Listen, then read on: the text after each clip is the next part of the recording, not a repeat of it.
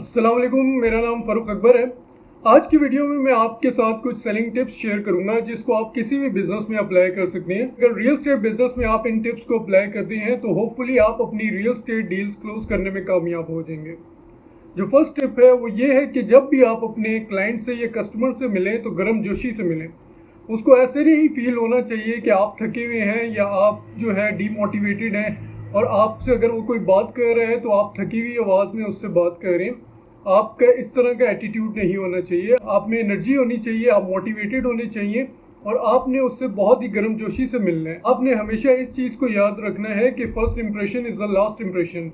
अगर आपका first impression अच्छा होगा और क्लाइंट अगर इम्प्रेस हो गया तो वो कहीं नहीं जाएगा, वो आपसे ही प्रॉपर्टी परचेज करेगा। आपने जिस चीज़ का ख्याल रखना है वो ये है कि आपने पॉजिटिव लेना है, आपने मोटिवेटेड रहना है और आपका क्लाइंट को फील होना चाहिए जिसके साथ उसकी आज मुलाकात हुई है वो लाखों में से एक बंदा है। जो सेकंड टिप है वो ये है कि आपने अपने क्लाइंट को कंफर्टेबल रखना है। आपने देखना है कि अगर क्लाइंट अनकंफर्टेबल फील कर रहा है तो आपने थोड़ी सी उससे बातचीत करनी है।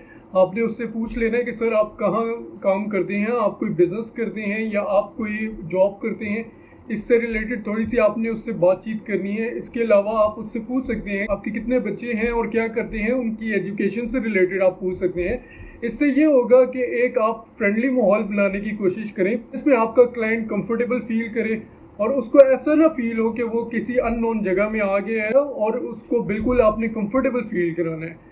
अगर आप उससे बातचीत करेंगे तो वो अपने आप को भी कंफर्टेबल फील करेगा। उसको ऐसा लगना चाहिए कि वो किसी दोस्त से बात कर रहा है, ना कि वो किसी ऐसे बंदे से बात कर रहा है जो सिर्फ अपनी प्रॉपर्टी सेल करना चाह रहा है। आपका अगर क्लाइंट कंफर्टेबल फील करेगा तो होपफुली आप उससे पॉजिटिव रिजल्ट्स लेने में कामयाब हो जाएंगे, आप डील क्लोज करने में कामयाब हो जाएंगे। अगर आप जैसे ही क्लाइंट आता है आप उससे कहते हैं कि सर ये प्रॉपर्टीज हैं, अब आप ये बताएं इनमें से कौन सी प्रॉपर्टी परचेज करनी है, तो हो सकता है कि आपका क्लाइंट उसको नेगेटिव ले और बजाय इसके कि वो आपसे कोई प्रॉपर्टी परचेज करे वो गाइडलाइन करा के वहां से निकल जाए। तो आपने बिल्कुल भी ऐसे नहीं करना। आपने कभी भी क्लाइंट पे ऐसे नहीं करना कि जैसे ही क्लाइंट आ रहा है तो उसको दिखानी शुरू कर दी है प्रॉपर्टीज।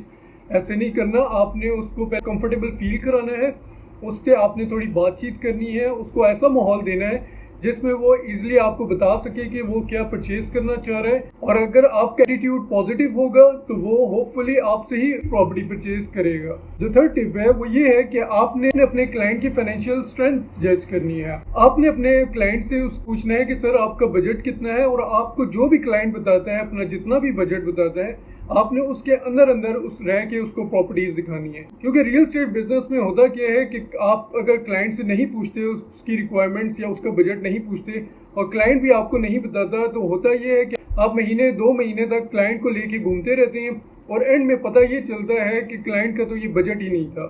हो सकता है उसका बजट विद इन 10 मिलियन वो कोई प्रॉपर्टी परचेज करना चाह रहा हो, लेकिन आप उसको जो प्रॉपर्टीज दिखा रहे हैं उनकी वैल्यू 20 मिलियन या 20 मिलियन एंड अबव है। तो इसका एंड रिजल्ट क्या होगा कि आप अपना टाइम भी ज़ाया करेंगे, एनर्जीज भी ज़ाया करेंगे और अपने क्लाइंट का टाइम भी ज़ाया करेंगे। मोस्टली रियल एस्टेट बिजनेस में जो नए रियल एस्टेट एजेंट्स आते हैं उनके साथ इस तरह बहुत ज़्यादा होता है। उन्होंने ना कोई ट्रेनिंग ली होती है ना उनको एक्सपीरियंस होता है, तो वो क्या करते हैं कि जो क्लाइंट उनके पास आ जाता है उसको लेके निकल जाते हैं, हफ्तों तक या महीनों तक उसको प्रॉपर्टीज दिखाते रहते हैं और एंड में पता ये चलता है कि क्लाइंट उनसे परचेज करने की बजाय किसी और से प्रॉपर्टी परचेज कर लेता है। एंड रिजल्ट ये होता है कि रियल एस्टेट एजेंट भी डीमोटिवेट हो जाता है और वो फील्ड को छोड़ के किसी और फील्ड में चले जाता है।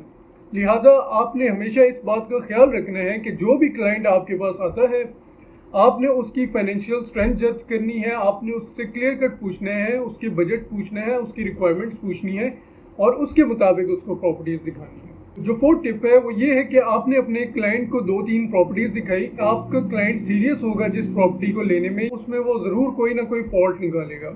क्योंकि एक कस्टमर की साइकी होती है कि जो चीज़ उसको पसंद होती है उसकी कोशिश होती है कि उसमें कोई ना कोई फॉल्ट वो निकाले ताकि जो सेलर है उससे उसकी प्राइस में निगोशिएट कर सके। ऐसे आपका क्लाइंट कोई घर परचेज करना चाह रहा है, आपने उसको 3 घर विजिट कराए हैं, तो उनमें से एक घर से रिलेटेड या एक प्रॉपर्टी से रिलेटेड क्लाइंट आपसे सवाल जवाब शुरू कर देता है। वो आपको बताता है कि इस घर की जो लोकेशन है वो अच्छी नहीं है, उस घर में जो कमरे हैं वो बहुत छोटे हैं, मटीरियल यूज हुआ है वो अच्छी क्वालिटी का नहीं है। तो आपने अपने क्लाइंट की बातों से जज कर लेना है कि ये अगर इस प्रॉपर्टी में इंटरेस्ट ले रहा है, इसकी कोई ना कोई फॉल्ट निकाल रहा है तो इसका मतलब ये है कि ये क्लाइंट इस प्रॉपर्टी को परचेज करने में सीरियस है, क्योंकि क्लाइंट या कस्टमर उसी चीज़ के बारे में सवाल जवाब करता है या उसी चीज़ का फॉल्ट निकालता है जिसको लेने में वो इंटरेस्टेड होता है। लिहाजा आपने उसकी बातों से जज कर लेना है कि ये क्लाइंट जो है इस प्रॉपर्टी को परचेज करने में सीरियस है। और आपके पास जितने भी क्लाइंट के क्वेश्चंस होंगे, आपने बिल्कुल इसको नॉर्मल लेना है, आपने बिल्कुल हाइपर नहीं होना, आपने उसको पॉजिटिवली आंसर करना है। और अगर आप उसको सेटिस्फाई करने में कामयाब हो जाएंगे तो होपफुली आप उसको वो प्रॉपर्टी सेल करने में भी कामयाब हो जाएंगे। ये कुछ सेलिंग टिप्स थी, इसको आप किसी भी बिजनेस में अप्लाई कर सकते हैं। रियल एस्टेट बिजनेस में आप अप्लाई करेंगे तो आपको बहुत अच्छे रिजल्ट्स मिलेंगे। जो सेलिंग है किसी भी बिजनेस में, वो एक बहुत ही इंपॉर्टेंट चीज होती है। लोग सेलिंग के बिजनेस को ज्यादा सीरियस नहीं लेते, जबकि सेलिंग का जो बिजनेस है बहुत ही रिवॉर्डिंग बिजनेस है। आपको इसमें बहुत अच्छे रिजल्ट्स निकलते हैं। अगर आपको सेलिंग टेक्निक्स पता है तो आप अपनी डील्स क्लोज करने में कामयाब होंगे और आपके क्लाइंट्स भी आपसे सेटिस्फाई होंगे। आपने इन टिप्स को फॉलो करना है ताकि आप बिजनेस में सक्सेस अचीव कर सकें और साथ ही साथ अपना जो वैल्यूएबल टाइम है, एनर्जीज है, उसको सही डायरेक्शन में आप यूज कर सकें। आई होप आज की वीडियो से आपको कुछ ना कुछ सीखने को जरूर मिला होगा। अगर आपका कोई क्वेश्चन हो तो आप मेरे से कमेंट्स में पूछ सकते हैं।